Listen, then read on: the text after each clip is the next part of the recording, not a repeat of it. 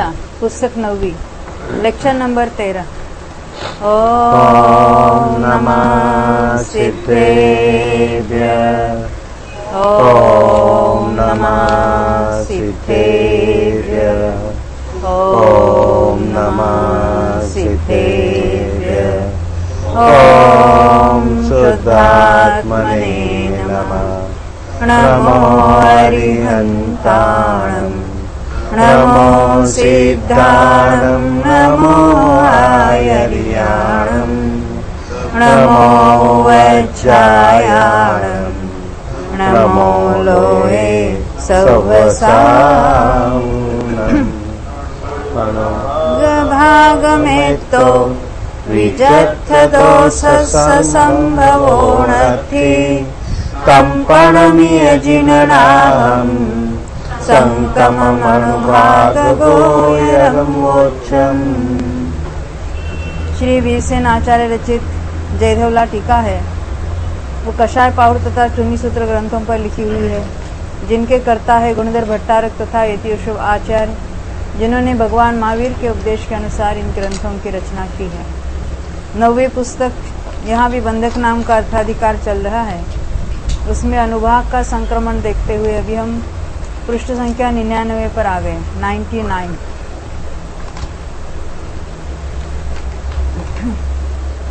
यहाँ भुजगार की बात अभी कल से शुरू हुई थी, यानी भुजगार, अल्पतर, अवस्थित और अवक्तव्य, जो उसके जो संक्रमण है उसकी बात यहाँ चलेगी। तो हमने कल 97 पर देखा था मिथ्यात्व का, ये मिथ्वा हुआ है, मिथ्या करो सूत्र में ही जहां से शुरुआत होती है ना 340 के ऊपर मिथ्वा लिखा है ना, मिथ्या करो, मिथ्या हुआ है ना, रिपीट देख रहे हैं। मिथ्यात्व का भुजगार संक्रामक कौन है? तो कहते मिथ्या दृष्टि होता है, क्योंकि बढ़कर किसके होगा? जो बढ़कर बंधेगा एक अवली के बाद उसका बढ़कर संक्रामक होगा। अल्पतर का और अवस्थित का कौन होता है? कोई भी जीव होता है, तो कोई भी जीव होता है, यानी मिथ्या दृष्टि भी हो सकता है, सम्य दृष्टि भी हो सकता है। मिथ्यात्व में अवक्तव्य संक्रामक नहीं है। अब कहा था ऐसा ही अन्य में समझो, सम्यक तो सम्यक प्रकृति की बात कुछ अलग है। सम्यक तो सम्यक मिथ्यात्व में क्या बात अलग है कि उसका अवक्तव्य संक्रामक होता है, परंतु भुजगार नहीं होता। वो तभी हमने पढ़ना है, अभी हमको उसको पढ़ने जा रहे हैं, क्योंकि हमने देखा था ना मिथ्या दृष्टि जब से सत्ता हुए है तो उत्कृष्ट संक्रमण चलेगा, उत्कृष्ट अनुभाग है उसका, और जब जाके दर्शन मोनि की क्षपना होती तब जाके अनुत्कृष्ट होता है, फिर जगन्य होकर वो नष्ट हो जाता है। यानी है उससे बढ़ने का कभी चांस ही नहीं है, क्योंकि उद्वेलना में भी उत्कृष्ट था और सम्यक को प्राप्त करने पर भी उतना ही उत्कृष्ट ही रहा, परंतु उसमें अवक्तव्य होता है, क्योंकि जिसकी सत्ता नहीं है उसकी सत्ता हो जाती है। तो अनुभाग का संक्रमण नहीं था और शुरू हुआ या अवली में प्रवेश कर चुका, तो सत्ता होते हुए भी अनुभाग का संक्रमण नहीं था, और फिर औपशमिक समय को प्राप्त करेगा तो दूसरे समय से संक्रामक होगा।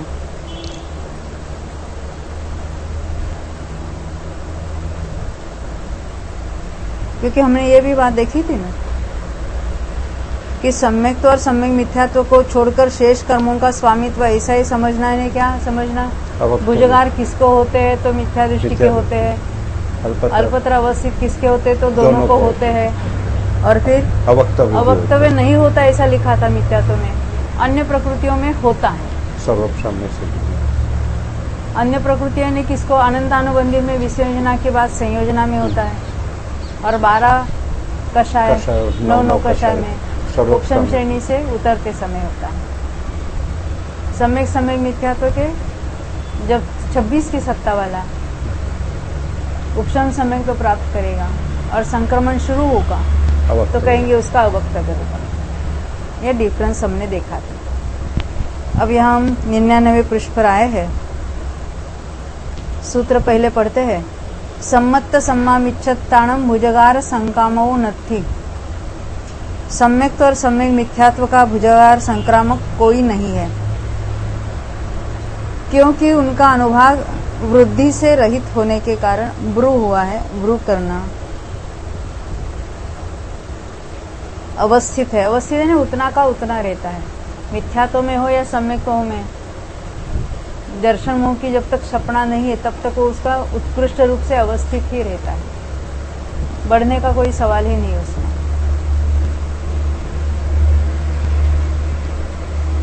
यानी भुजगार होता ही नहीं है तो अल्पतर और अवस्थित तो हो गए।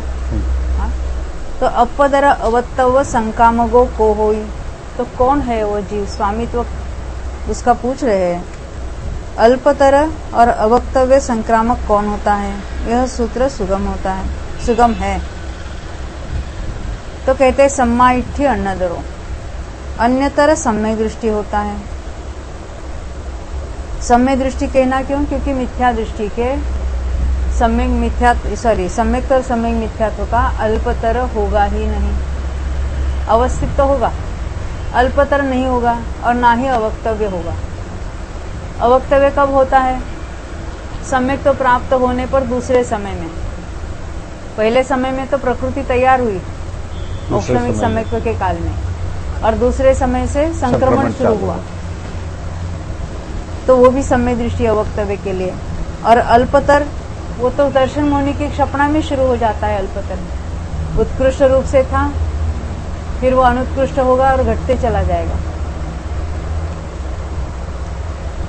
यहाँ पर सम्यक दृष्टि पद के निर्देश का फल मिथ्या दृष्टि का निषेध करना है, क्योंकि मिथ्या दृष्टि को प्रकृत विषय का स्वामी होने में विरोध आता है।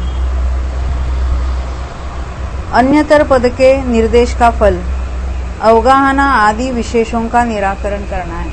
अन्यतर ने कोई भी सम्यक दृष्टि, इसका अर्थ ऐसा नहीं कि दर्शन मुख की क्षपणा बिना वाला कोई सम्यक दृष्टि।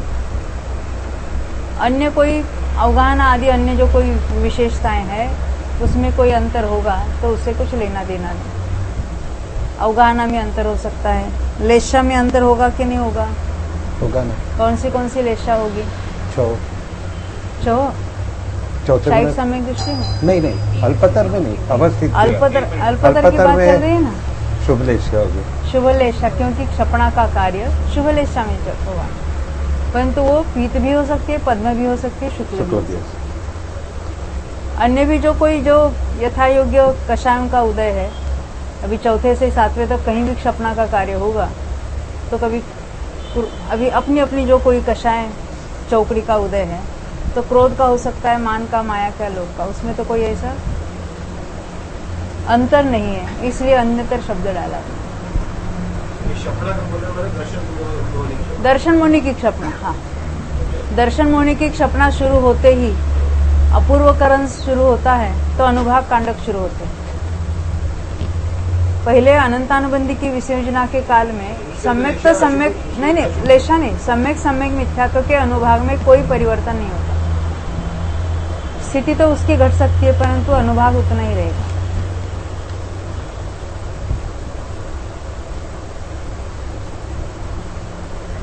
इसलिए अनादि मिथ्या दृष्टि या 26 प्रकृतियों की सत्ता वाला साधी मिथ्या दृष्टि जीव सम्यक्त्व को उत्पन्न करके दूसरे समय में अवक्तव्य संक्रम का स्वामी होता है, क्योंकि पहले समय में तो उसकी सत्ता हुई है और दूसरे समय से संक्रमण होगा।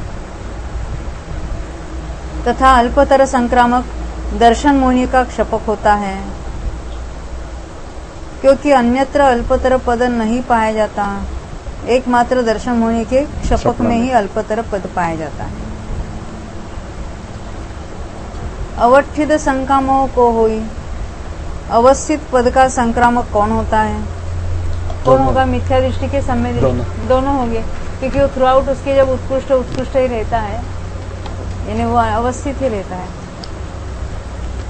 यह सूत्र सुगम है। उसके उत्तर में कहते हैं अन्नदरो, अन्यतर जीव होता है। मिथ्या दृष्टि या सम्य दृष्टि कोई भी जीव स्वामी है, यह उक्त सूत्र का तात्पर्य है। इस प्रकार ओघ से स्वामित्व समाप्त हुआ। मनुष्य त्रिक में इसी प्रकार जानना चाहिए। इतनी विशेषता है। इनमें 12 कषाय और 9 कषायों के अवक्तव्य संक्रम का स्वामी कौन है? सर्वोपशमना से गिरने वाला अन्यतर जीव स्वामी है। तो ओघ में क्या होगा डिफरेंस? ओघ में तो दोनों ही हो गए। ओघ की अपेक्षा मरकर देव में जाने वाले को भी वहां लेंगे। वहाँ पे देव में अवक्तव्य ले सकते हैं क्योंकि वहाँ देव में उत्पन्न होगा और हाँ, क्या यहाँ कोई मार्गणा की बात नहीं है ना। अच्छा, ओघ के अर्थ, ओघ का अर्थ क्या है? सभी मार्ग गति का डिफरेंस किए बिना, सामान्य से। यदि हम मनुष्य त्रिक कहते हैं तो मरकर की बात नहीं हो सकती वहां तो गिरने वाला ले लेंगे।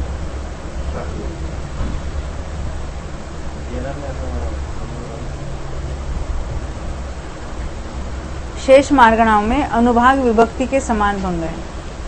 विशेषार्थ ओघ प्ररूपणा में 12 कषाय और 9 कषायों के अवक्तव्य पद का संक्रामक जो सर्वोपशमना से गिरते समय विवक्षित प्रकृतियों के संक्रम स्थल के आने के पूर्व, क्योंकि जिस क्रम से उसकी जो उपशमना हुई है उसके उल्टे क्रम से उसके उपशमना मिट जाएगी, यानी संक्रमण शुरू हो जाएगा।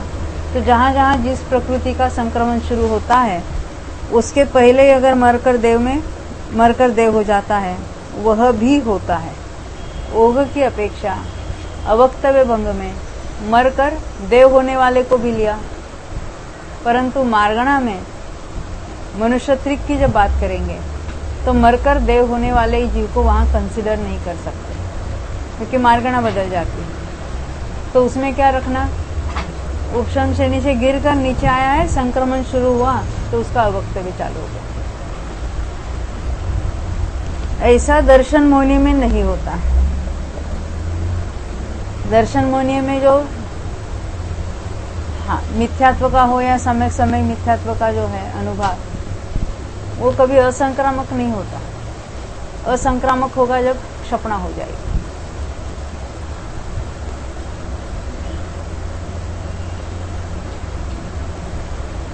ये देव की बात जो लिए विवक्षित प्रकृतियों के संक्रमण स्थल के आने के पूर्व मर कर देव हो जाता है। तो 11वें में मर गया तो सभी का उपशमना खत्म हो जाएगा ना। हाँ।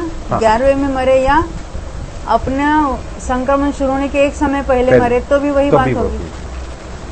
11वें मरे तो कोई बात ही नहीं है, परंतु उतरते समय जहाँ जिस प्रकृतियों का संक्रमण शुरू हो जाता है उसके पहले पहले मरकर देव में जाएगा, उसकी बात।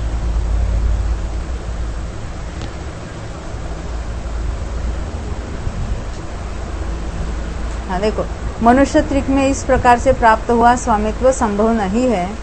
इतनी ही यहाँ पर ओघ प्ररूपणा से विशेषता जाननी चाहिए। विशेषता यानी डिफरेंस।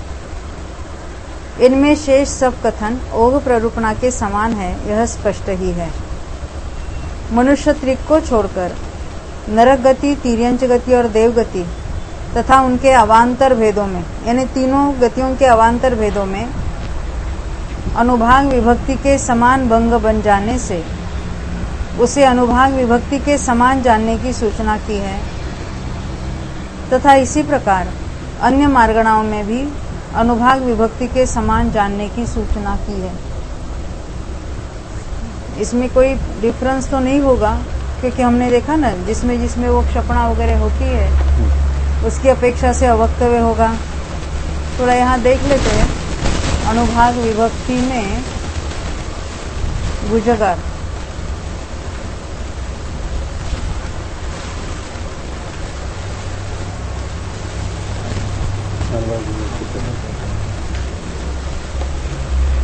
वृद्धि मिला मुझे, ये किसका पता नहीं। भुजगारे अंतरम, भुजगारे भंग, भुजगार कालो, भुजगार अंतर 275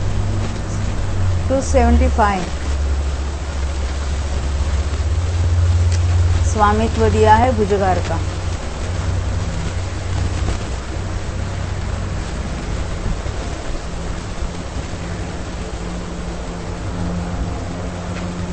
हमें नारकियों में देखा है ना।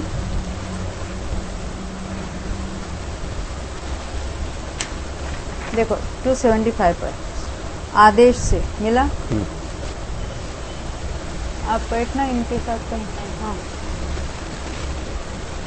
आदेश से नारकियों में 27 प्रकृतियों का ओक के समान भंग है। सम्यक मिथ्यात्व की अवस्थित और अवक्तव्य विभक्ति का भंग ओक के समान है।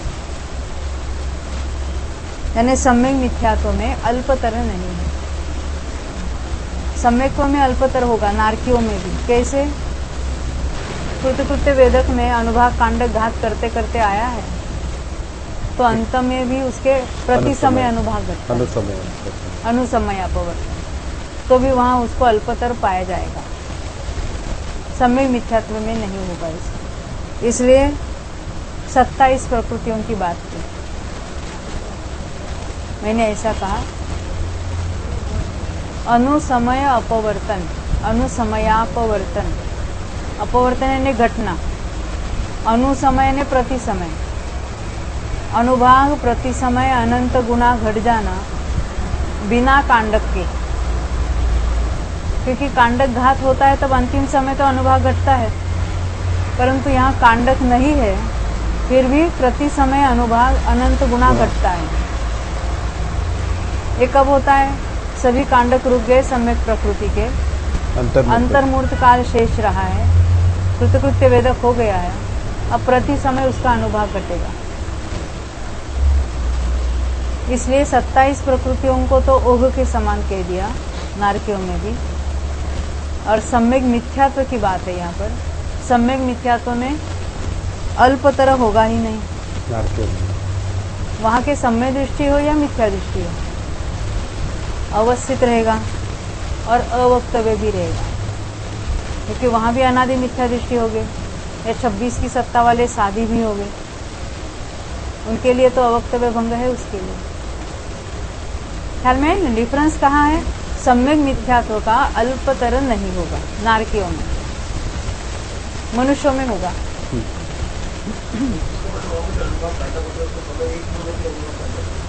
कहाँ पर? प्रति समय उसको अनुभाग कांडक नहीं कहते, क्योंकि अनेक स्पर्धकों में से घटना उसको अनुभाग कांडक कहेंगे। सभी स्पर्धकों का अनुभाग घटना। हाँ हाँ, नाश होना, उसके जो अधिक अनुभाग है वो मिट जाना, उसी का अनुभाग कम हो जाना। हर एक जो स्पर्धक है अपने पूर्व अनुभाग से उस सभी का अनुभाग घटता है।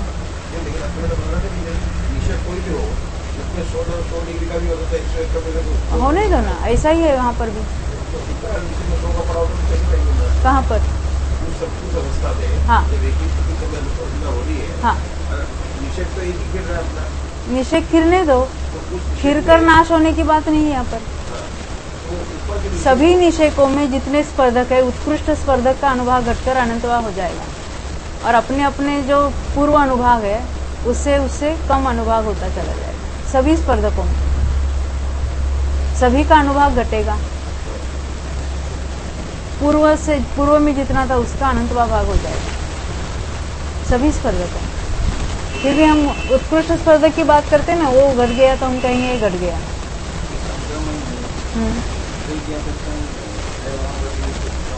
हाँ, केवल वो यहाँ तो उदय की अपेक्षा है ही नहीं ना, वो तो नीचे को कहीं भी पड़े हो अनुभाग, स्पर्धक कहीं पर भी जो है उसका अनुभाग घट रहा है।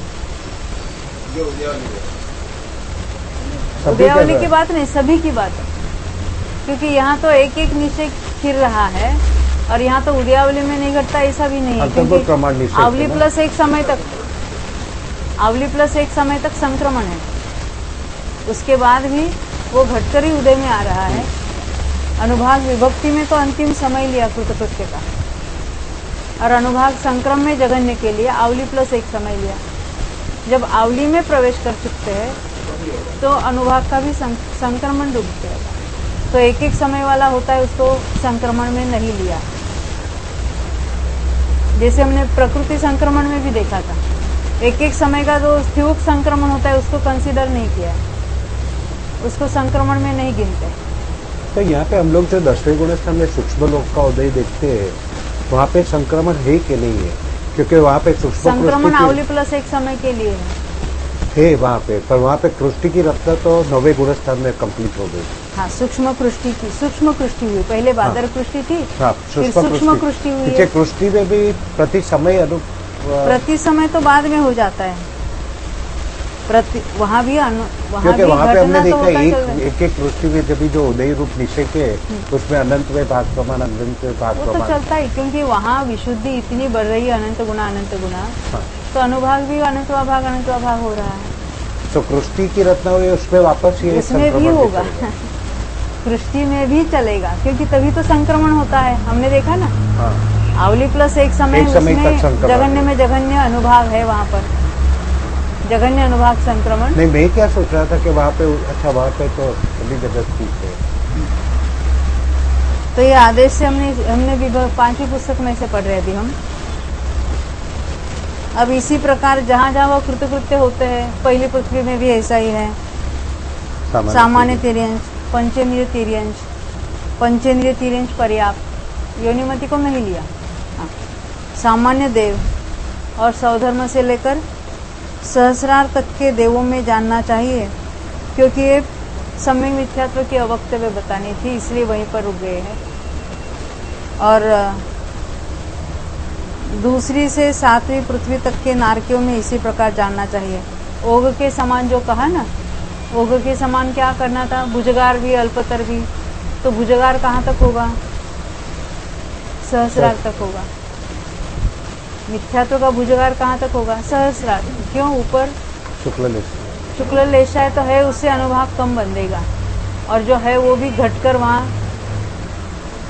उत्कृष्ट भी नहीं रहेगा, और अल्पतर तो हो सकता है, परंतु अधिक नहीं होगा।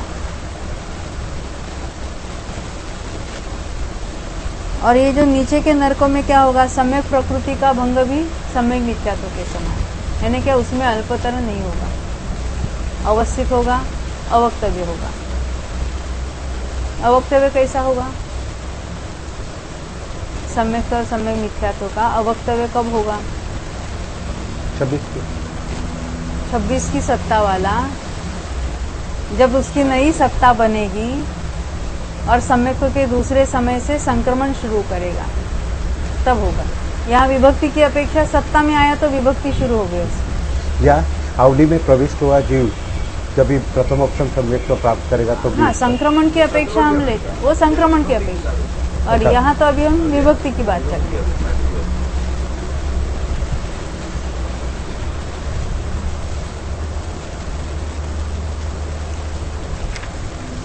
देखिए, और कुछ खास नहीं है इसमें। ये सब हाँ, देखो इस प्रकार स्वामित्व समाप्त हुआ। 100 पेज पर आए अपनी पुस्तक में, 9वीं पुस्तक में। अब भुजगार में सभी अनुयोग द्वार चलेंगे, है ना। ये भुजगार के हमने कौन से देखे? समुत्कीर्तना और स्वामित्व। समुत्कीर्तना नहीं कहते हुए भी वो तो समझ लेना, समुत्कीर्तना व्याख्यानाचार्य ने उसको बताया था। फिर स्वामित्व हमने देखा था कौन है करके, यानी अभी तक तो 2 ही अनुयोग द्वार है। ये तीसरा हो जाएगा। अब तीसरा, भुजगार का तीसरा।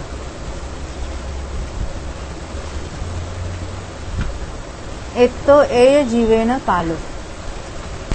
अब आगे एक जीव की अपेक्षा काल को कहते हैं। देखो, इससे अपनी क्लैरिटी बढ़ती चली जाती है। भुजगार होता है तो लगातार भुजगार होना चाहिए। अकेले एक बार उत्कृष्ट हुआ और उत्कृष्ट चलता रहा, उसको तो हम अवस्थित कहेंगे।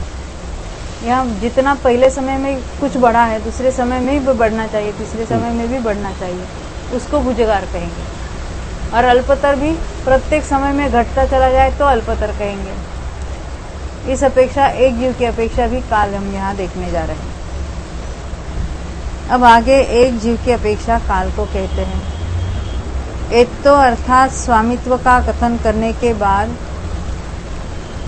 आगे एक जीव की अपेक्षा काल का व्याख्यान करना चाहिए, वो व्याख्यान हुआ, व्याख्यान करना चाहिए, क्योंकि यह उसके अनंतर कथन करने योग्य है। यह उक्त कथन का तात्पर्य है।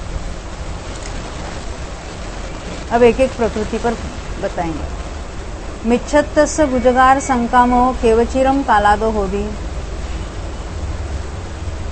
मिथ्यात्व के भुजगार संक्रामक का कितना काल है? यह सूत्र सुगम है, क्योंकि यह तो मात्र प्रश्न पूछा है, वो तो समझ में आ गया। ऐसा है। जघन्येन एय समो, जघन्य काल एक समय है।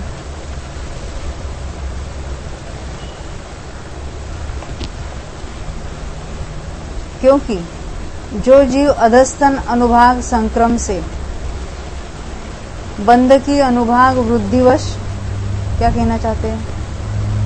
पूर्व अवस्था में उसका अनुभाग संक्रम कम था, अब उसने अधिक बांधा तो अनुभाग बंधवश, अनुभाग का बंध हुआ वो अधिक हुआ है। एक समय तक भुजगार पद का संक्रामक होकर एक समय के लिए उसने उत्कृष्ट बांधा, आवली के पश्चात एक समय के लिए उसका बढ़कर हुआ,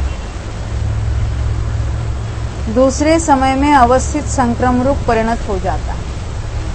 बांधा और उतना का उतना बांधने लगा, या एक समय के लिए भी बांध लिया है उसने, तो उसकी सत्ता में जितना कुछ बन गया है, बढ़ोतरी हुई है, तो वो एक आवली के बाद उसका उतना संक्रमण चल रहा है, तो अंतर्मूर्त उसका अवस्थित रहेगा, मान ले, तो उसका एक समय घटित होगा, क्योंकि एक समय के लिए भुजगार हुआ फिर अवस्थित हुआ। ये जघन्य एक समय घटित हुआ।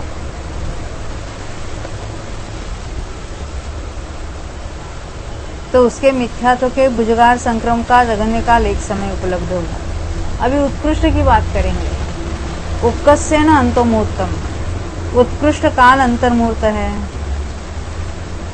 विवक्षित अनुभाग स्थान का बंध करने वाला जीव उससे अनंत गुणी वृद्धि रूप से वृद्धि को प्राप्त होकर, ये वृद्धि बराबर करना, पुनः दूसरे समय में भी अनंत गुणी वृद्धि रूप से परिणत हुआ। इस प्रकार अनंत गुणी वृद्धि रूप से तब तक बंध परिणाम को प्राप्त हुआ जब जाकर अंतर्मूर्त का अंतिम समय प्राप्त होता है। यानी अंतर्मूर्त तक प्रति समय अनंत गुणी अनंत गुणी अनंत गुणी वृद्धि को उसने प्राप्त किया है। इस प्रकार अंतर्मूर्त काल तक भुजगार बंध संभव होने से भुजगार संक्रम का भी उत्कृष्ट काल अंतर्मूर्त प्रमाण है, इसमें संदेह नहीं, क्योंकि बंधावली के व्यतीत होने के बाद ही क्रम से संक्रम पर्याय रूप परिणाम देखा जाता है। ये बात ख्याल में आई। बंध लगातार अंतर्मूर्त हुआ तो आवली के पश्चात हर एक अपने अपने आवली के पश्चात यानी उसका संक्रमण भी लगातार अंतर्मूर्त तक भुजगार रूप से रहा, क्योंकि उसने उत्कृष्ट यानी अधिक अधिक बांधा। उत्कृष्ट नहीं कहेंगे उसको, पूर्व जितना अनुभाग था उससे अनंत गुना अनंत गुना अनंत गुना प्रति समय अनंत गुना बढ़कर बांधा। अपयर संकामो केवचिरम कालादो होई। अल्पतर संक्रामक का कितना काल है? यह सूत्र सुगम है। तो कहते हैं जघन्य उत्कस्येन एय समो, जघन्य और उत्कृष्ट काल एक समय है। देखो बढ़कर तो प्रति समय अनंत गुणा वाला बढ़ता है, परंतु घटते समय कांडक घातवश वो तो एक समय के लिए घटेगा। मिथ्यात्व की बात चल रही है यहाँ पर। यथा कोई जीव अनुभाग कांडक घातवश एक समय के लिए अल्पतर पद का संक्रामक हुआ और दूसरे समय में अवस्थित परिणाम को प्राप्त हुआ। फिर दूसरा कांडक हुआ तो उसके भी अंतिम खाली जब होगी तो उसका फिर अल्पतर होगा, फिर अवस्थित रहेगा। कांडक भी लगातार होते रहे, हर कांडक के अंतिम समय में उसका घटेगा, तब तक उतना का उतना रहेगा। इस प्रकार मिथ्यात्व के अल्पतर पद का जघन्य और उत्कृष्ट काल एक समय प्राप्त हुआ।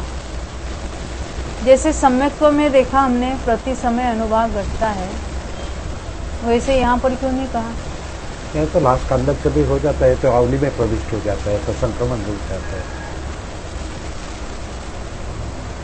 बराबर ना? देखो यहाँ ये तो किसके होता है, मिथ्या दृष्टि को भी मिथ्या होता है, दृष्टि, सम्यक दृष्टि से और जघन्य कब होता है? शपथ सपना मिथ्यात्व में तो सूक्ष्म निगोद में होता है। हो ही हाँ हाँ, तो समुत्पत्ति वाले के, परंतु यहाँ अल्पतर में जघन्य ही होना चाहिए ऐसी कोई कंडीशन नहीं है। कहीं भी उसका जो पूर्व अवस्था से जघन्य हुआ है, यानी कल कम हुआ है, जघन्य नहीं कहेंगे उसको, अल्पतर कहेंगे। पहले जितना था उससे कम हुआ है, तो ऐसा कम हुआ है कब होता है? तो कंडकों में होता है। जैसे सम्यक प्रकृति में प्रति समय घटना होता है, वैसे यहाँ कहीं नहीं होगा। वो प्रति समय घटने की बात या सूक्ष्म लोक में होगी या फिर सम्यक प्रकृति में होगी, वो जब होगी तो वो आगे कहेंगे उसका काल। यहाँ मिथ्यात्व का चल रहा है, तो मिथ्यात्व का जो अल्पतर है वो एक समय के लिए ही होगा और कांडक के अंतिम समय में होगा। स्थिति विभक्ति से और इसमें डिफरेंस है। स्थिति में क्या है, जब जब बंध कम हो रहा है तो उदय रूप एक एक निशे खिलता है, तो स्थिति वैसे भी अल्पतर होती ही चली जाती है। हाँ। अब आगे बढ़ेंगे।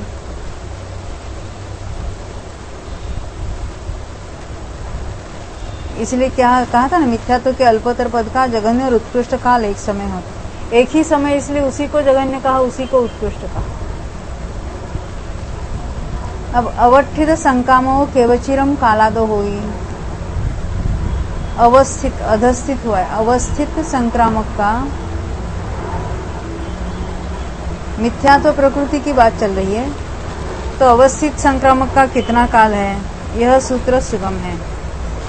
जघन्य न ये समो, जघन्य काल एक समय है।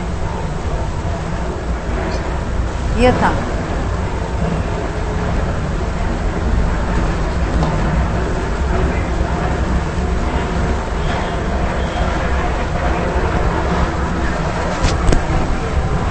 एक समय तक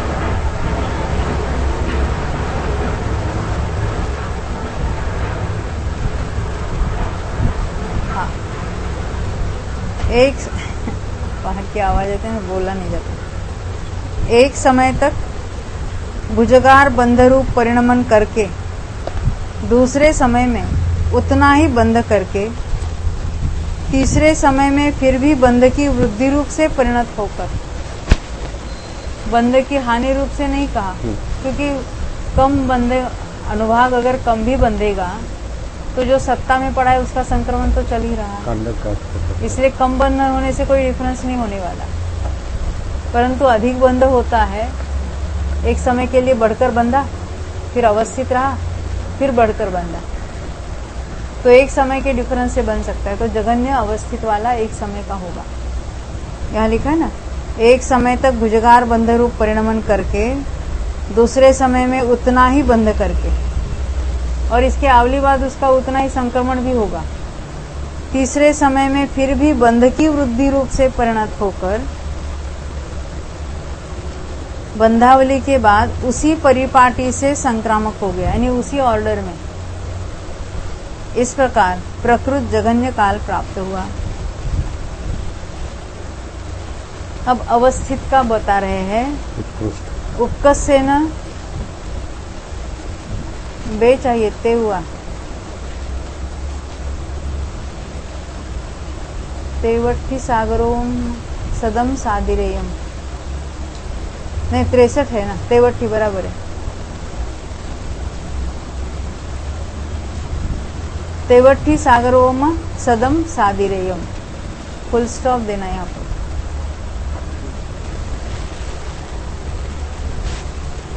उत्कृष्ट काल साधिक 163 सागर है, तेवट्ठी 63।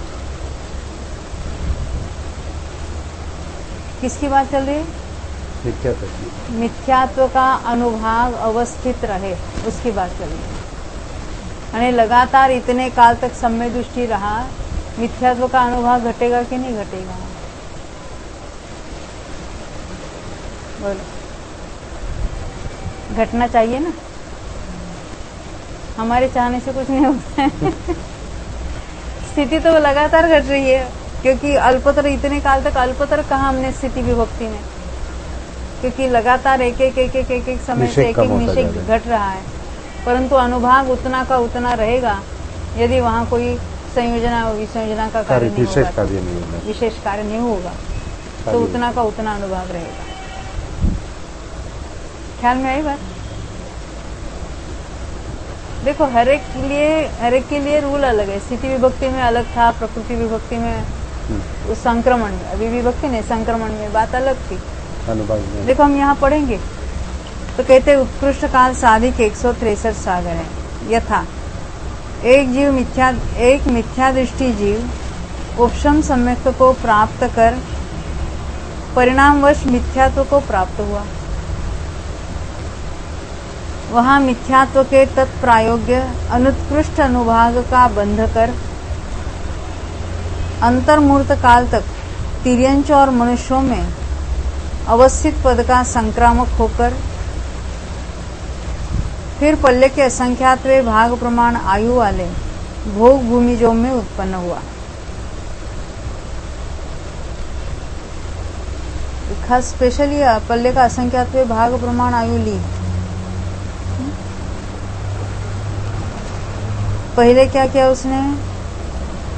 अनुत्कृष्ट अनुभाग बांधा, जितना है उससे कम बांधा, तो अंतर्मूर्त तक तो उतना का उतना उसका अवस्थित रहा।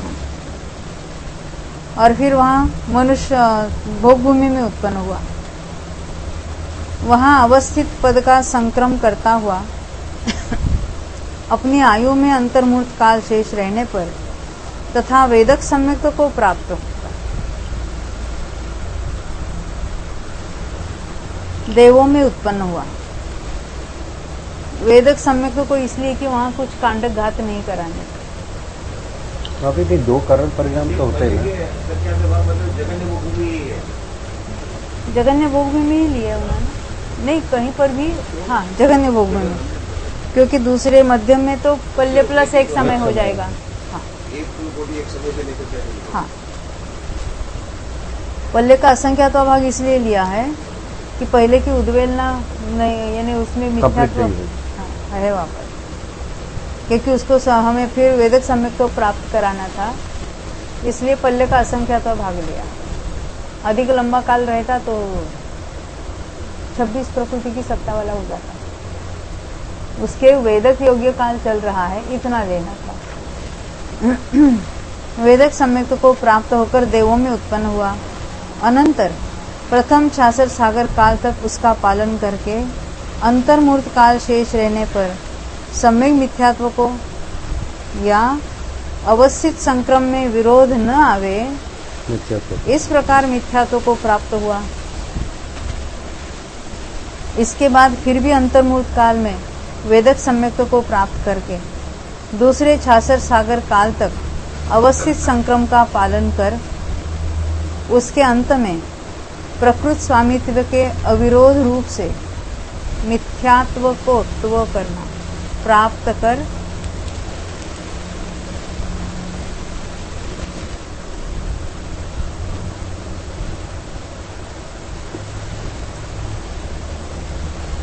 इकतीस सागर की आयु वाले देवों में उत्पन्न हुआ, यानी वहां भी अवस्थित रहा,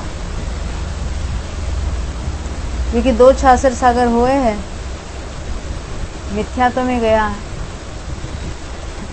और फिर भी वो अवस्थित ही रहे इस प्रकार का। फिर देव में उत्पन्न, ग्रहवेक में है, 31 सागर की आयु वाले देवों में उत्पन्न हुआ। अनंतर वहां से निकलकर मनुष्यों में उत्पन्न हुआ तथा जब तक संक्लेश को नहीं प्राप्त हुआ तब तक अवस्थित संक्रम रूप से अवस्थित रहा।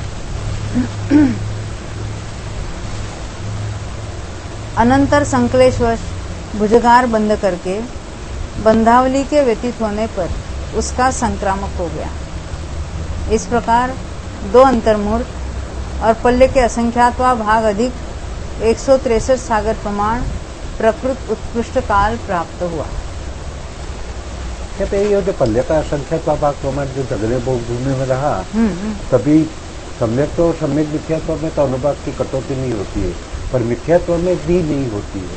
हाँ, मिथ्यात्व में भी नहीं होती है, ना इतना भोग अनुभाग। भूमि में होगी ना ही देवों में होगी।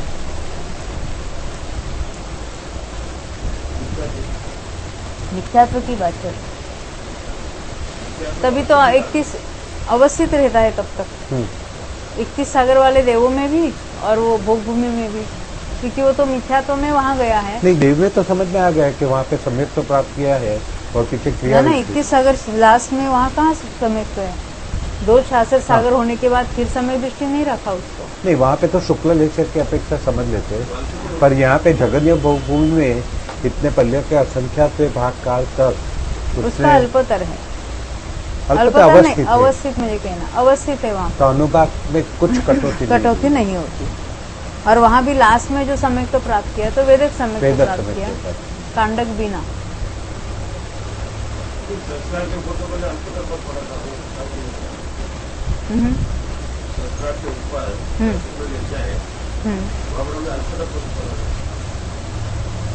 अल्पतर किसके लिए? उसमें हो सकते हैं लगातार अल्पतर की कहाँ बात, हो सकने की बात। हो सकता है नहीं, वहां मिथ्यात्व से सम्यक तो प्राप्त कर सकता है, औपचारिक सम्यक तो, इसलिए कहा। ऊपर के सारे सम्यक दृष्टि है ना, ग्रेवेक के ऊपर सम्यक दृष्टि है। देखो आपको जो पढ़ा था ये याद है ना?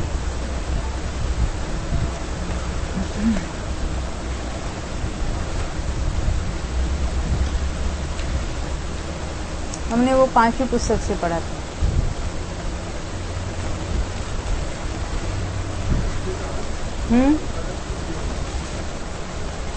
नहीं, उनको अभी हमने जो पढ़ा था ना, देवों में जो पढ़ा था उसकी बात उनको याद आ रही है, आदेश में।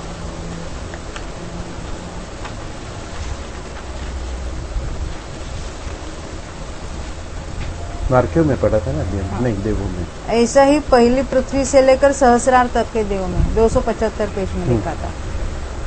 क्या पढ़ा था कि 27 प्रकृतियों का भंग ओघ के समान है। ओघ में क्या लिखा था कि बढ़कर किसको होता है? मिथ्या दृष्टि को होता है। तो बढ़कर बांधने वाले कौन है? सहस्रार तक के, वहां तक ही उसको सीमित रखना है। यानी पूरा कथन जिसमें घटित होता है, इसलिए वो सहस्रार तक को दिया था।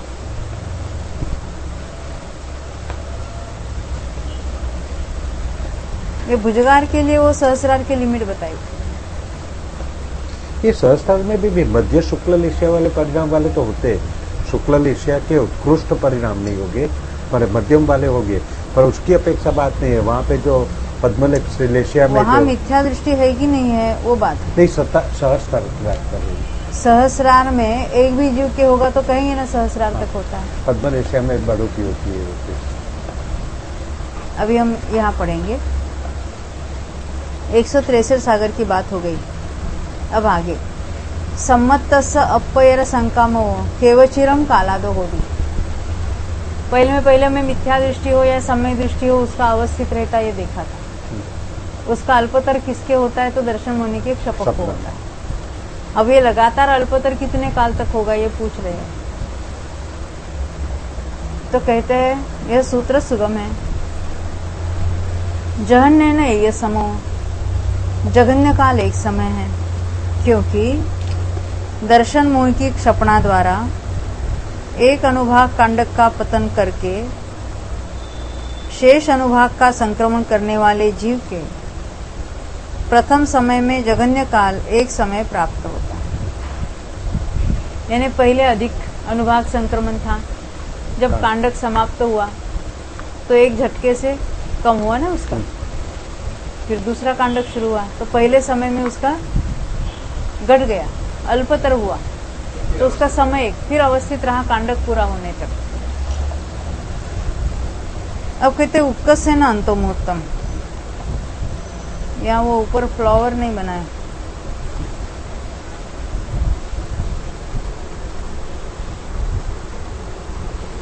चूर्णी सूत्र के लिए वो चिन्ह है ना, उत्कृष्ट काल अंतर्मुहूर्त है, क्योंकि सम्यक के 8 वर्ष प्रमाण स्थिति सत्कर्म से लेकर जब तक दर्शन मुखी क्षपणा में एक समय अधिक एक आवली काल शेष रहता है, तब तक प्रत्येक समय में अनुभाग की अपवर्तना करने वाला जीव 8 वर्ष से लेकर 8 वर्ष ये तो अंतर्मुक्ति लेना चाहिए ना। 8 वर्ष से लेकर लिया है, क्योंकि पहले अंतर्मुहूर्त तो उसने जो मिथ्यात्व की क्षपणा शुरू की थी तब से उसके अनुभाग कांडक हो रहे थे। यहाँ भी अनुभाग कांडक तो है ही है, फिर भी प्रति समय भी घटता होगा उसके साथ साथ।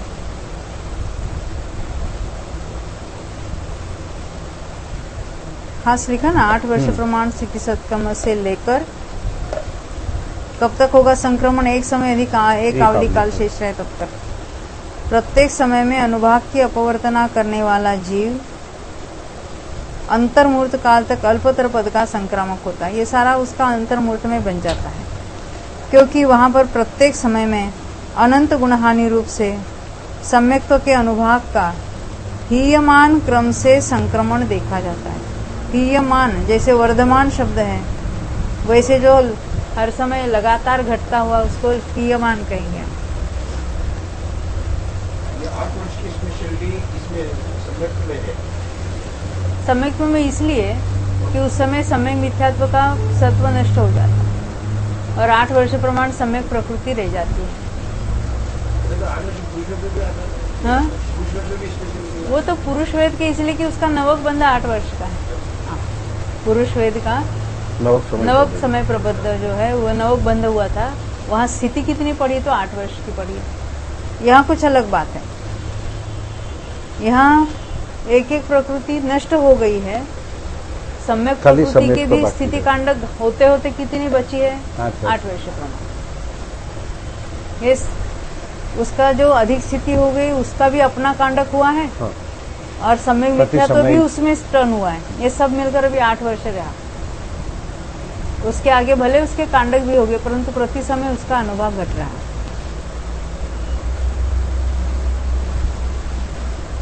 अवस्थित संक्रामक केवचिरम कालादो होई।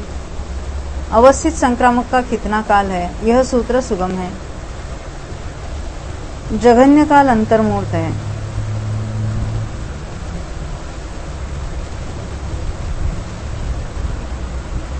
क्योंकि द्विचरम अनुभाग कांडक का घात करके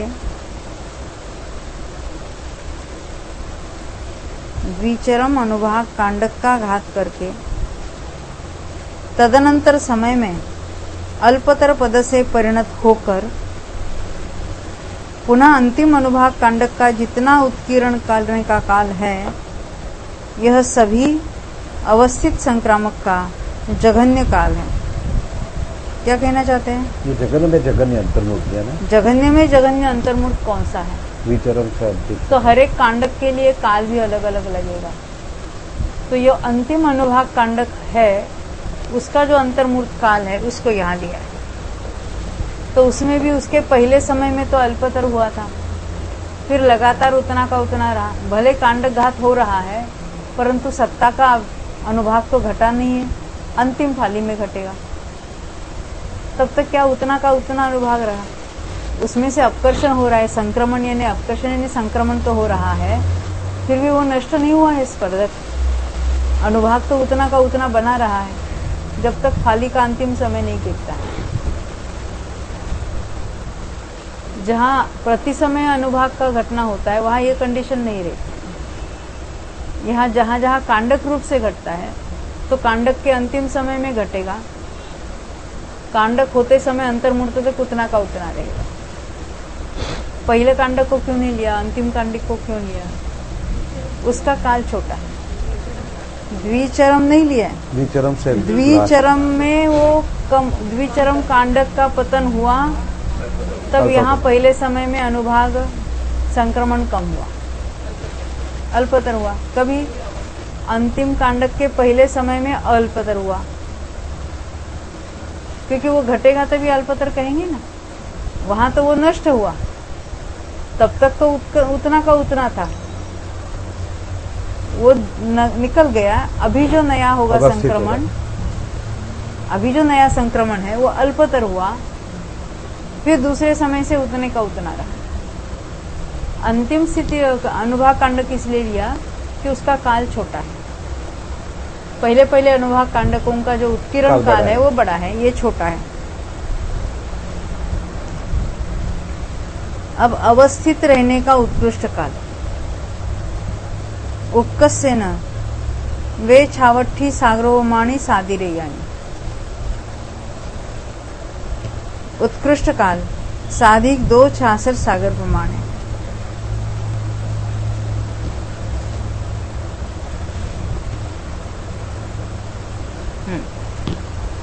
यथा ये किसकी बात चल रही है? कौन सी प्रकृति की? सम्यक प्रकृति। ये तब तक लगातार उत्कृष्ट का उत्कृष्ट ही रहा।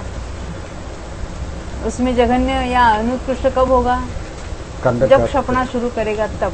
उसने क्षपणा की ही नहीं तो कितने काल तक रहा वो? उतना का उतना। भले मिथ्यात्व में चला गया तो भी उतना ही का उतना ही रहेगा। तो एक बार वो सम्यक तो प्राप्त करना, फिर पल्ले के असंख्यात भाग, फिर सम्यक तो प्राप्त करना, फिर सब इस तरह से हम साधिक 266 सागर ले सकते। यथा कोई एक अनादि मिथ्यादृष्टि जीव प्रथम सम्यक को उत्पन्न कर दूसरे समय में अवक्तव्य पद का संक्रामक हुआ या औक्षमिक सम्यक तो प्राप्त किया अनादि वाले ने किसे, पुनः तृतीय आदि समयों में अवस्थित संक्रम को करता हुआ, क्योंकि अभी उसका सम्यक प्रकृति का अनुभाग उत्कृष्ट ही है थ्रू आउट। उपशम सम्यक के काल का क्षय होने से मिथ्यात्व में गया और पल्ले के असंख्यात भाग प्रमाण काल तक उद्वेलना रूप परिणाम से परिणत हुआ। यहाँ उद्वेलना चल रही उसकी, फिर भी सम्यक प्रकृति का अनुभाग कैसा है? उतना का उतना है।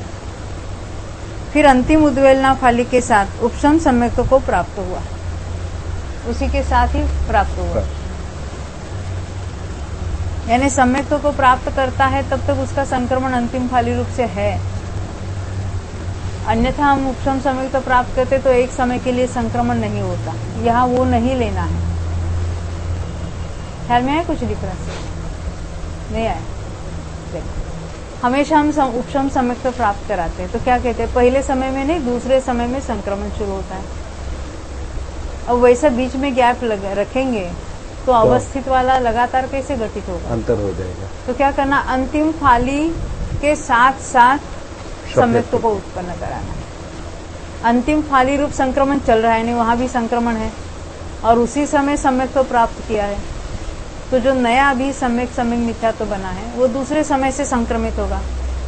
पहले समय में क्या हो रहा है? पूर्व की फाली खिल रही है तो वहां भी संक्रमण था, और दूसरे समय में जो नया अभी बना है उसका संक्रमण शुरू हुआ।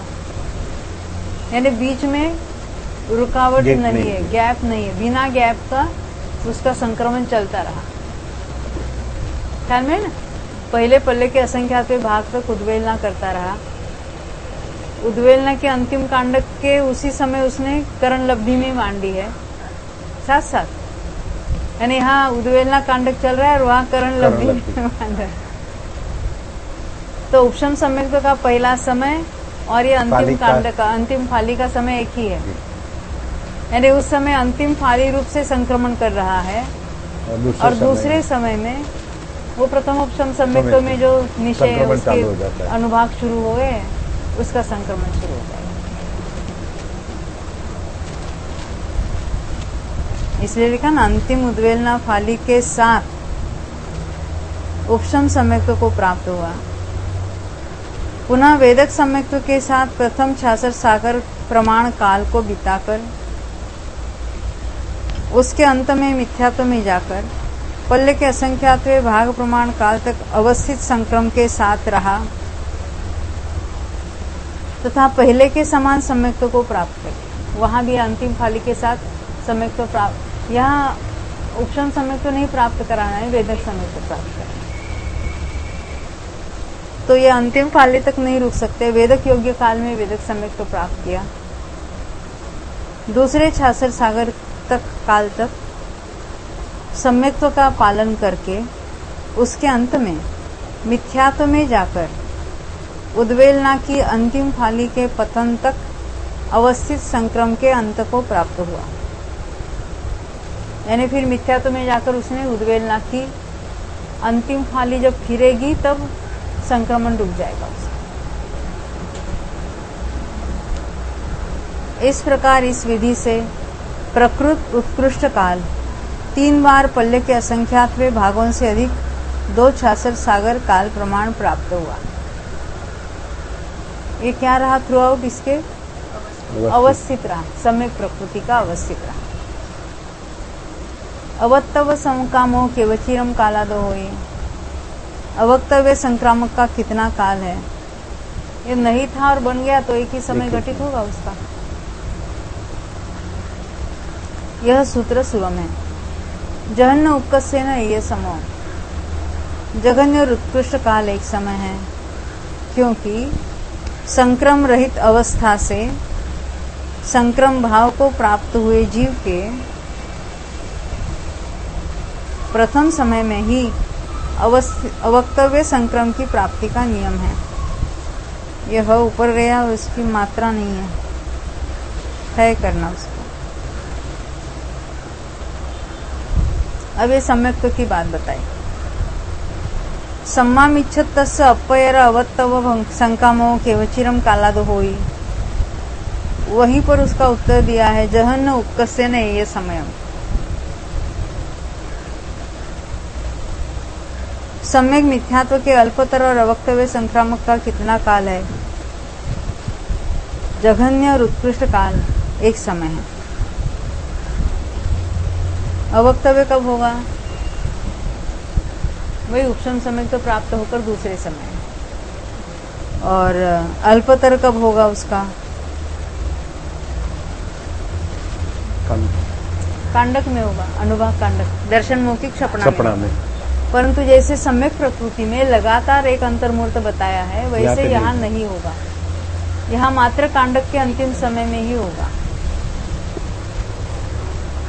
यहाँ अंतिम कांडक हो जाएगा और पीछे आवली में एक्चुअली कांडक के अंतिम समय में नहीं कहेंगे हम उसको।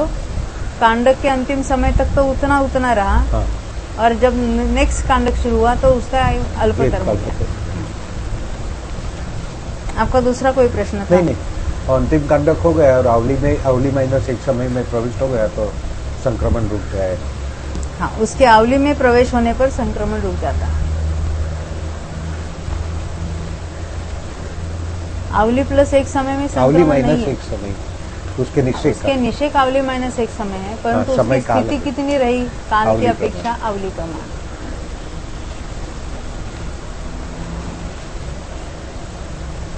तो सम्यक्त्व के अल्पतर और अवक्तव्य संक्रामक का कितना काल है? जघन्य और उत्कृष्ट काल एक समय है। सम्यक मिथ्यात्व का। इसके अवक्तव्य संक्रामक के एक समय काल का कथन सम्यक्त्व के समान ही करना चाहिए। सम्यक्त्व के समान का अर्थ क्या है? कांडक घात के द्वारा होता है। तथा अल्पतर संक्रामक का भी एक समय काल दर्शन मुख की क्षपणा में अनुभाग कांडक घात के अनंतर एक समय तक संभव है। घात के बाद वाला समय लेना वहां पर ऐसा जान लेना चाहिए। अवस्थित संकामो केवचिरम कालादो होई। अवस्थित संक्रामक का कितना काल है?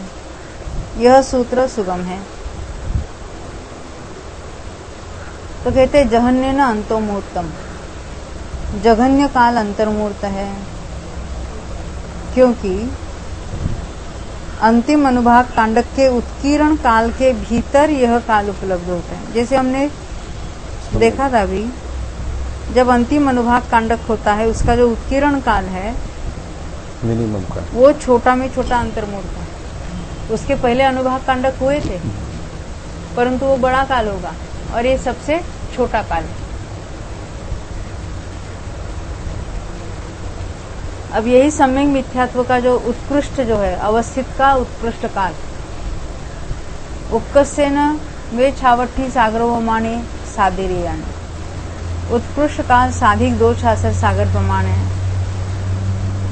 इस सूत्र की अर्थ प्ररूपणा सुगम है, क्योंकि सम्यक्त्व के समान इसके अवस्थित पद के साधिक 2 छासर सागर प्रमाण काल की सिद्धि होने से कोई रुकावट नहीं आती। ये बात ख्याल में आई?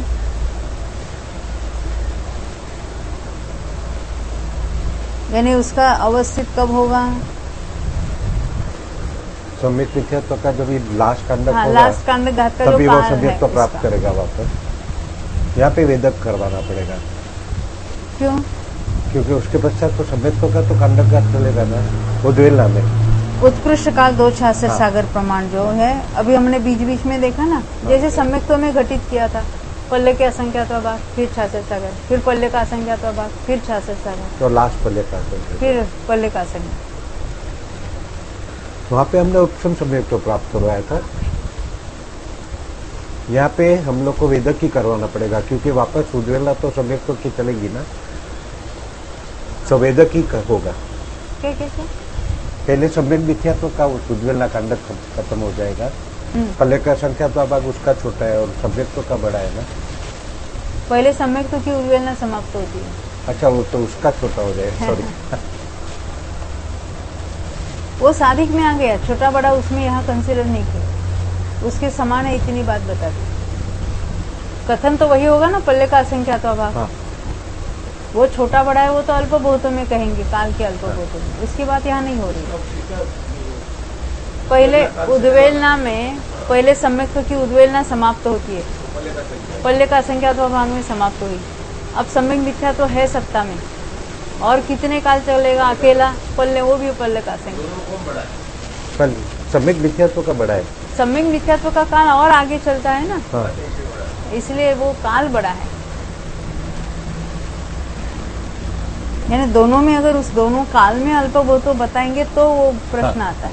कथन जो है जिसको हम कहें ना, पल्ले का क्या असंख्यात्व कथन, तो दोनों में वही होगा कथन 3 बार कि पल्ले का साधिक असंख्यात्व छासर सागर, 2 छासर सागर, साधिक 2 छासर सागर, साधिक साधिक में में 3 बार का। पल्ले का असंख्यात्व भाग। अब ये पल्ले का असंख्यात्व भाग की वैल्यू इसमें बड़ी होगी, हाँ। परंतु वो विषय यहाँ तो सामान्य से कथन क्या करेंगे, पल्ले का- साधिक 2 छासर सागर। साधिक का तो प्रमाण हमने जान लिया है। शेषाणम कम्माणम भुजगारम जहन्नेन एय समो।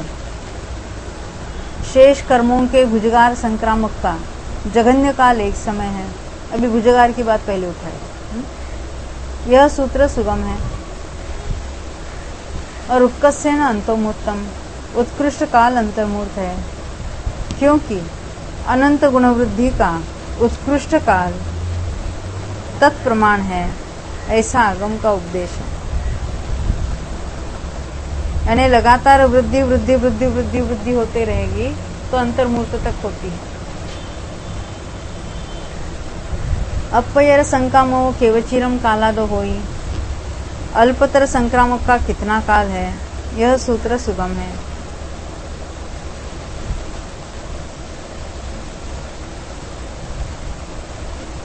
उत्कर्षेण अंतोमुत्तम, और यहाँ जघन्य और उत्कृष्ट काल एक समय। शेषानम कम्माणम उत्कर्षेण अंतोमुत्तम, वो उत्कृष्ट अंतर्मूर्त है। अपयर जघन्य उत्कर्षेण ये समय, नीचे वाला, मैं बीच वाला पढ़ रही थी। जघन्य उत्कर्षेण ये समय, जघन्य और उत्कृष्ट काल एक समय है। यानी इसका जब जब अल्पतर होगा कांडक के स्वरूप में, तब उसका एक समय घटित होगा।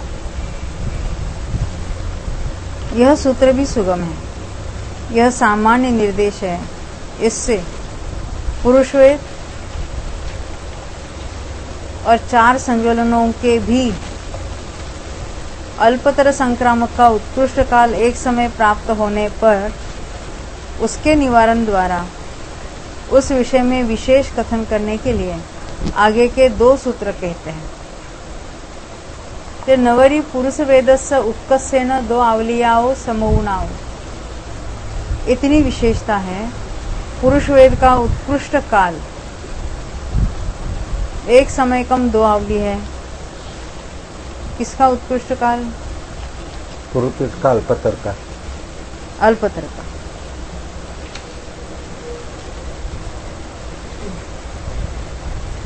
क्या 2 समय कम 2 अवली लेना चाहिए कि 1 समय एक कम? समय कम, 2 समय कम 2 आवली तो उसकी स्थिति तब तक वो विद्यमान है, परंतु उसका संक्रमण कब शुरू हुआ?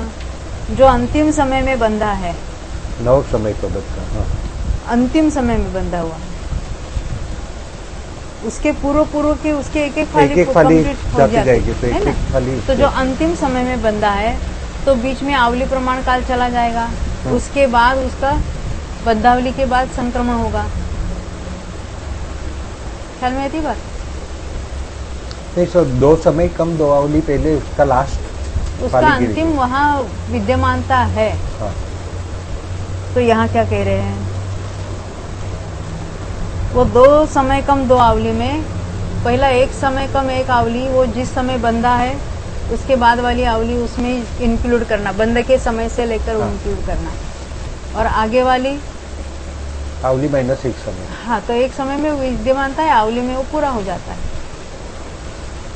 आवली में सत्ता नहीं रहती उसकी। तो यहाँ क्या कह रहे हैं? देखो, पुरुष वेद का उत्कृष्ट काल किसका? अल्पतर का। 1 समय कम 2 आवली है।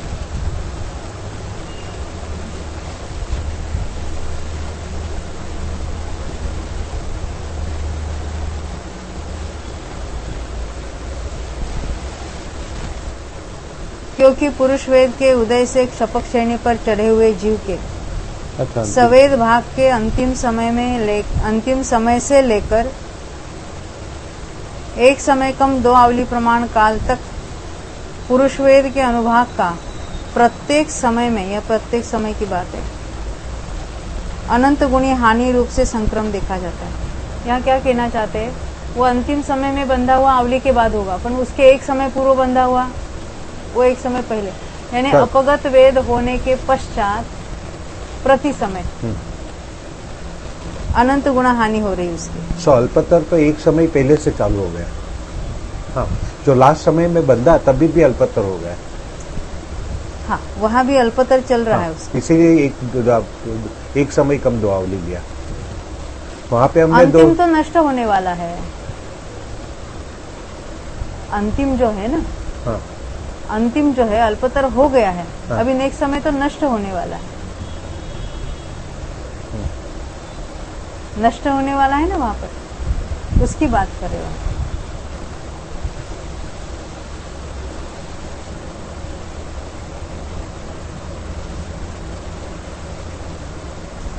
देखो, सवेद भाग के अंतिम समय से लेकर लिया, वो अंतिम समय में उन्होंने अल्पतर में ले लिया, हाँ, वो अल्पतर में, हाँ। इसीलिए 1 समय कम 2 उसका आवली। 1 समय वहां पर भी ले लिया।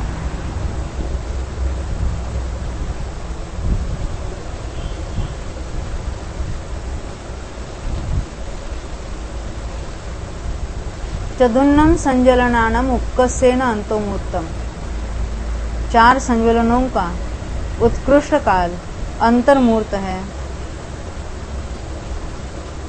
क्योंकि क्षपक श्रेणी में कृष्टि वेदक के प्रथम समय से लेकर 4 संज्वलनों के अनुभाग का प्रत्येक समय में अपवर्तनाघात देखा जाता है।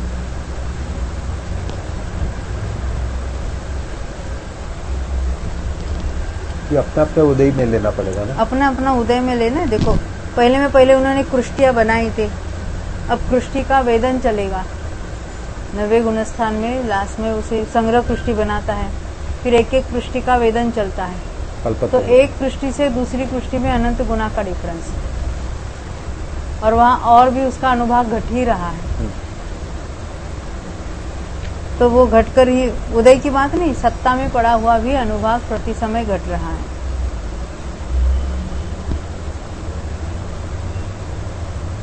ते अवच्छिदम जघन्य न ये समो, अवस्थित संक्रामक का जघन्य काल 1 समय है, और उपकस्य न तेवट्ठी सागरोम सदम सादिरेयम, उत्कृष्ट काल साधि के 163 सागर है। ये उसका संज्वलनों का और उसका हाँ, संज्वलनों का, 4 संज्वलनों का लिया।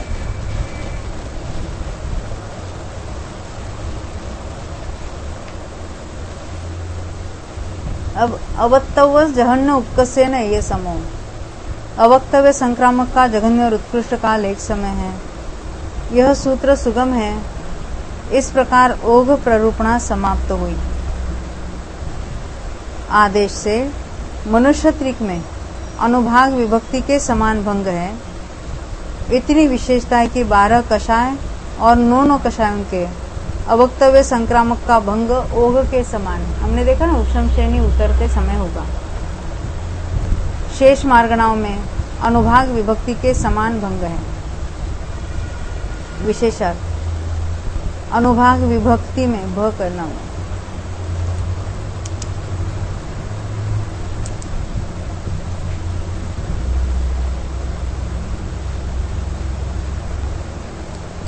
अनुभाग विभक्ति में न तो ओघ से 12 कषाय और 9 कषायों का अवक्तव्य पद की अपेक्षा काल का निर्देश किया है और न मनुष्य त्रिक में ही इनके अवक्तव्य पद के काल का निर्देश किया है। क्यों नहीं किया?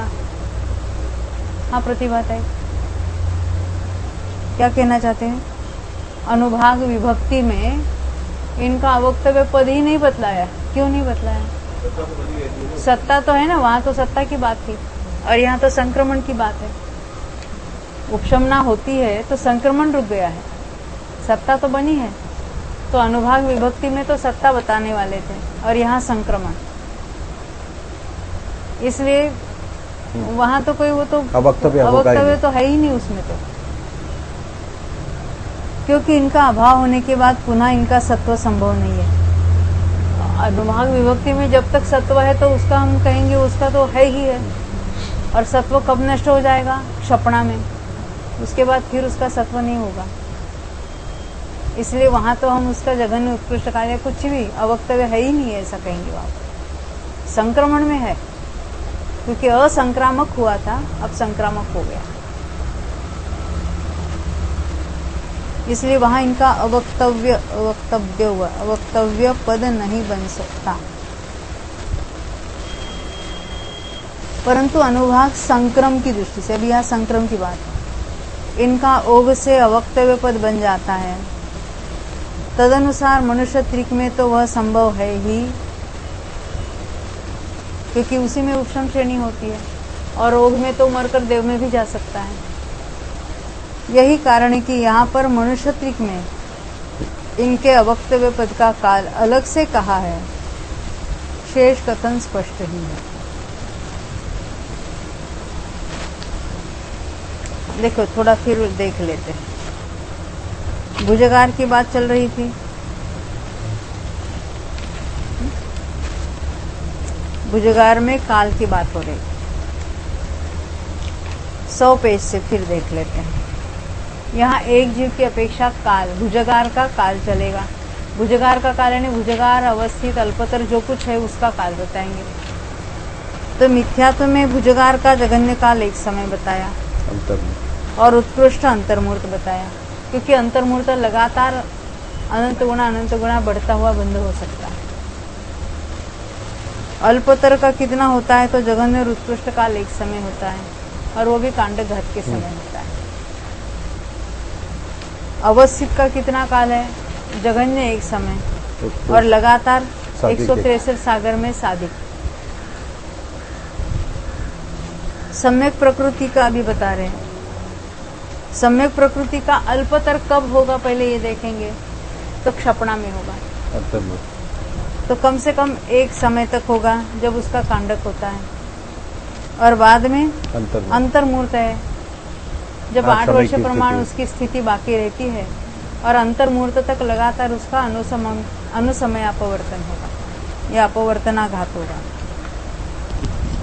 अब सम्यक्त्व में ही अवस्थित संक्रामक कितना काल है? तो जघन्य में जघन्य एक अंतर्मूर्त है। वो कब? अंतिम अनुभाग कांडक का जितना काल है उतना, और अधिक से अधिक साधिक 266 सागर, 163 सागर, सॉरी नहीं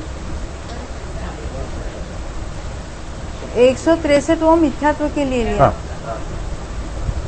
यहाँ 266 सागर में साधिक, वो पल्ले का असंख्यात्व भाग अधिक लेना। अवक्तव्य का तो एक समय ही घटित होता है कहीं भी। सम्यक मिथ्यात्व में अभी देखना है। ये सम्यक और सम्यक मिथ्यात्व में भुजगार किसके होगा?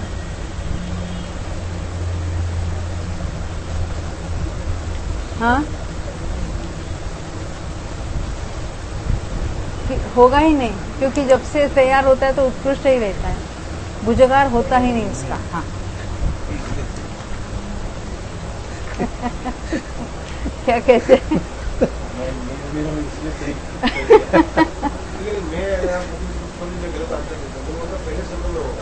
हाँ तैयार हुई है, हाँ, वो तो अवक्तव्य हो जाएगा ना। हाँ ही नहीं तो अवक्तव्य कहेंगे। अवक्तव्य होगा बड़ा ना। कहाँ, जो था जो है वो उत्कृष्ट ही तैयार हुआ उसका, उसको अवक्तव्य कहते। था नहीं और हुआ तो उसको अवक्तव्य कहेंगे। जब थोड़ा था और अधिक हुआ तो हम उसको बढ़ गए ऐसा कहेंगे। तो उसमें तो भुजगार होता ही नहीं, ना सम्यक्त्व में ना सम्यक मिथ्यात्व। तो होगा तो अवस्थित होगा, होगा तो अल्पतर होगा, अवक्तव्य होगा, तीन हो गए उसमें। ये स्थिति में हमने सब देखे थे, 10 के 10 पद देखे।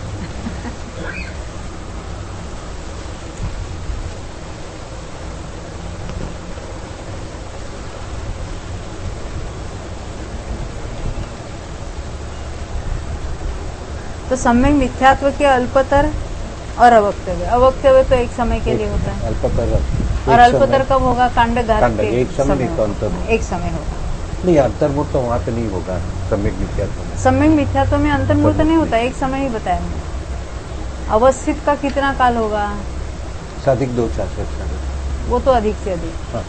कम से और कम अंतर्मुख, अंतर्मुख। लास्ट अनुभाग कांडक। अनुभाग कांडक, अंतिम अनुभाग कांडक का उत्कीर्ण काल। और उत्कृष्ट काल जो हमने सम्यक्त्व के समान 2 शासक सागर। अन्य जो कर्म है उनमें भुजगार का जगन्य काल एक समय, उत्कृष्ट अंतर्मूर्त, जैसे हमने मिथ्यात्व में देखा था वैसे लगातार अंतर्मूर्त तक उत्कृष्ट बंद यानी बढ़ता हुआ बंद हुआ। अल्पतर का जगन्य और उत्कृष्ट काल एक समय, क्योंकि अन्य कर्मों में जो होता है कांडक में तो कांडक के समय होता है। अब जो उससे जो कुछ खास कर्म है पुरुष को। उसमें कुछ बात अलग थी। जगन्य में तो सर्वत्र एक समय लिया, परंतु उत्कृष्ट में जो वेरिएशन है, पुरुष वेद के लिए उत्कृष्ट काल किसका? एक समय अल्पतर का उत्कृष्ट काल, एक समय कम 2 एक समय कम 2 आवेदन, क्योंकि जब अंतिम बंद हो रहा था उस समय भी उसका अल्पतर चालू हो गया, उसको ले लेना। 4 संज्वलन का उत्कृष्ट काल अंतर्मूर्त लेना, क्योंकि पुष्टि वेदक के पहले समय से लेकर उनका अपवर्तनाघात होता है। उनका अवस्थित का जगन्य काल एक समय है और उत्कृष्ट काल साधिक 163 है। अवक्तव्य का तो हमेशा एक समय होता है। यहाँ तक हमने काल देखा, अब अंतर देखें, इसलिए काल को फिर रिवाइज किया।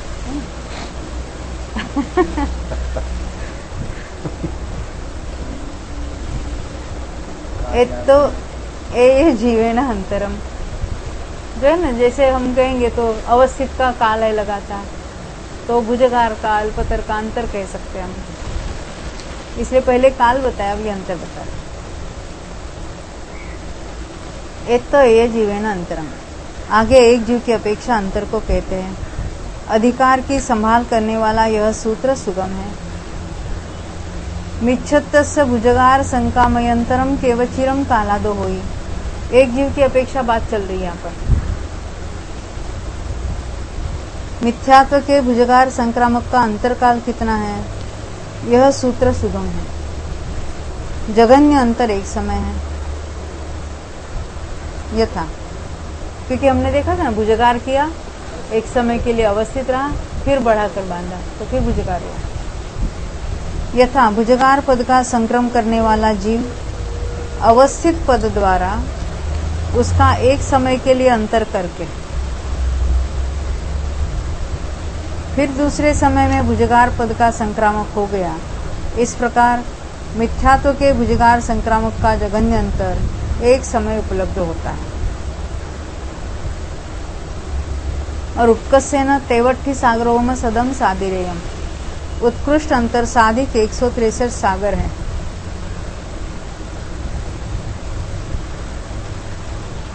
यथा, क्योंकि हमने देखा ना उतने काल तक ये अवस्थित रहा, भुजगार उसने किया नहीं। अंतर हो गया। यथा भुजगार पद का संक्रमण करने वाला जीव अवस्थित पद को प्राप्त कर तथा तीयंच और मनुष्यों में अंतर्मूर्त काल गमाकर 3 पल्ले की आयु वालों में उत्पन्न हुआ। पहले 3 पल्ले की आयु में बिताए उसे, और अपनी स्थिति का पालन कर जीवन में थोड़ा काल शेष रहने पर उपशम सम्यक्त को ग्रहण कर अनंतर वेदक सम्यक्त को प्राप्त कर पहले और दूसरे 66 सागर काल तक परिभ्रमण कर और उसके अंतर में आगम में जैसी विधि बतलाई है उसके अनुसार मिथ्यात्व को प्राप्त कर 31 सागर की आयु वाले देवों में उत्पन्न हुआ। अभी जो कुछ द्रव्यलिंग धारण किया, जो कुछ है वो सब उसमें आ गया। अनंतर वहां से च्युत होकर और मनुष्यों में उत्पन्न होकर अंतर्मूर्त के द्वारा संक्लेश को पूरे तौर से प्राप्त करके भुजगार पद का संक्रामक हो गया। यानी तब तक उसने भुजगार किया नहीं, क्योंकि भुजगार कब होगा, जब अधिक बंध करेगा, तब बीच में उसको अवस्थित रूप से ही रखा है। यहाँ उपशम सम्यक तो क्यों प्राप्त किया लिखा है, तो उसमें होगा तो घटेगा, परंतु भुजगार नहीं होगा, इसलिए उसको उपशम सम्यक को लिया। हाँ, क्योंकि यहाँ काल और बढ़ाया। वहां तो हमको वेदक सम्यक तो प्राप्त कराना था। समझ में आई बात? वेदक सम्यक तो पहले के असंख्यात भाग से उतने काल में तो उद्वेलना पूरी हो जाएगी। पूरी उद्वेलना नहीं करानी थी। अवस्थित है, अवस्थित हो या अल्पतर हो चलेगा, क्योंकि भुजगार का अंतर देख रहे हैं। वहां तो मात्र अवस्थित लगातार रहना चाहिए था, इसलिए यहाँ तो 3 पल्ले वाली बात थी। को भी लेने की जरूरत नहीं है। सम्यक दृष्टि ने 31 सागर वाली आयु को बंद किया। सम्यक दृष्टि हो और नवे ग्रवेक में उत्पन्न हो, ऐसा नहीं होगा मात्र सम्यक दृष्टि को। तो आयु का बंद भी उसने आयु जब मिथ्यात्व में गया तभी किया। मिथ्यात्व में बंद हो सकता है उतना। 31 सागर का बंध मिथ्या दृष्टि का नहीं होता है। शुक्ल लेशा है और उसके द्रव्यलिंग धारण किया हुआ है। देखो हमने पहले क्या देखा था, तो यहाँ पे क्या लिखा है, मिथ्यात्व को प्राप्त कर 31 सागर के आयु वाले देव में उत्पन्न हुआ।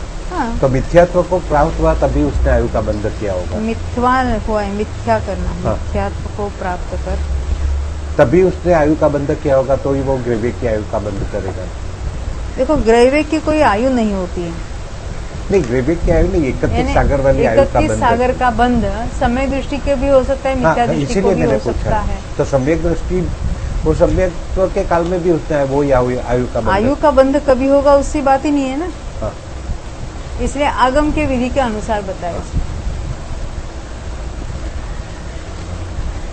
यानी एक कंडीशन है कि उसकी ने द्रव्यलिंग तो उसके होना ही चाहिए। वो सम्यक तो है कि नहीं वहां पर आयु बंध के काल में, इससे कोई मायना नहीं। कोई मायना नहीं। अंत में जाके द्रव्यलिंग होना ही चाहिए, तभी तो उसकी। और उसमें जो कंडीशन आवश्यक है, उत्कृष्ट सहनन वाले हो, वो सब उसमें आ गया। क्योंकि ऑर्डिनरी सहनन वाले वहां नहीं उत्पन्न होते ग्रव्यकों में। ये पंचम काल का कोई मनुष्य नहीं उत्पन्न होगा वहां पर, द्रव्यलिंग हो या भावलिंग हो, कुछ भी हो। ये तो नियम तो हमने पहले भी देखे थे बहुत सारे। ये नीचे से तीसरी लाइन में मिथ्या करना, मिथ्या हुआ है, मिथ्यात्व को प्राप्त कर।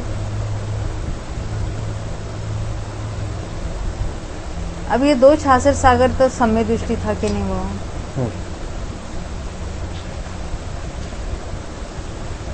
और फिर मिथ्यात्व में आया है। हाँ। और अंतर्मूर्त में उसने बंध उत्कृष्ट किया नहीं है और 31 सागर में उत्पन्न हुआ।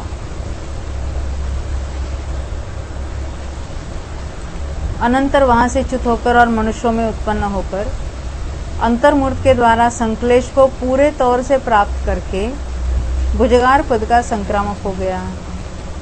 इस प्रकार वहां पर यह उत्कृष्ट अंतर 2 अंतर्मूर्त और 3 पल्य अधिक 163 सागर प्राप्त होता है। वहां पल्य का असंख्या तो भाग लिया था, यहाँ 3 पल्य लिया। पूरा यही रुकते अभी हम। जावाणी के ज्ञान ते सूझे लोकालो, सोवाणी मस्तक नमो सदा देत होनु। नमो अयंतारं नमो उद्गारं नमो आयणं नमो उज्जानं नमो वैकुंठं नमो अयंतारं नमो उद्गारं नमो आयणं नमो उज्जानं